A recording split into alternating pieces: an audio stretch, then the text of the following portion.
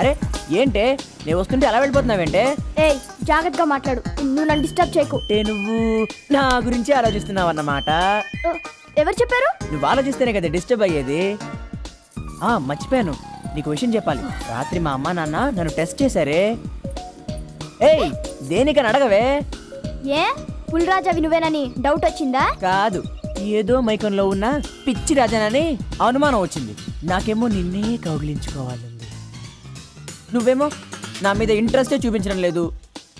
అందుకే ఏం చేయాలో అర్థం కాక కౌగిలించుకోవాలనే ఆశ చావక ఆలోచిస్తూ పడుకున్నాను.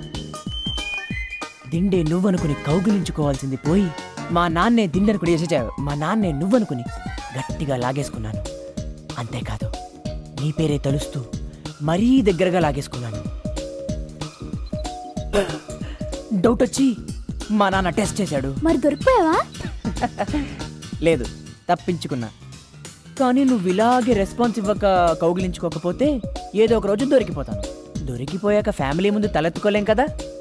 అందుకే డైరెక్ట్గా నీ ఇంటికి వస్తా, నీ బెడ్రూమ్కి వస్తా. నువ్వుంటే నిన్నే కౌగిలించుకుంటా, నువ్వు లేకపోతే నీ దిండునైనా కౌగిలించుకుని వచ్చేస్తా. Okay bye పూచ్.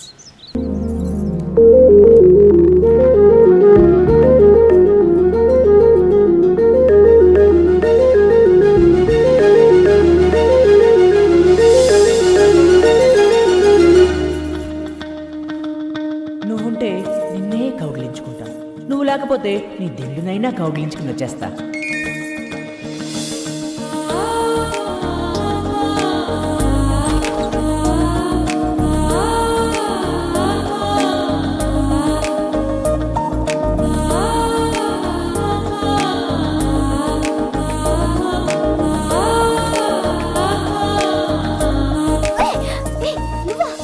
ఏంటి దిండును ఊపిరాడకుండా నలిపి పిసికి చంపేస్తున్నా?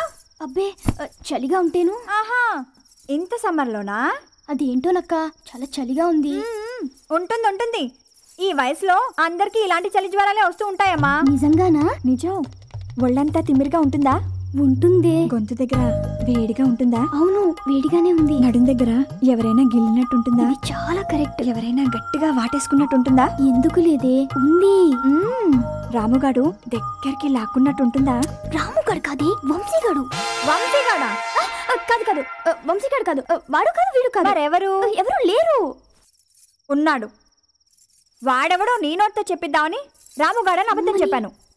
అసలు ఆ వంశీగాడి వల్లే నీకు దిండు జ్వరం వచ్చింది. నీ రోగం కాదే, రేపు వాడి రోగం కుదురుస్తా.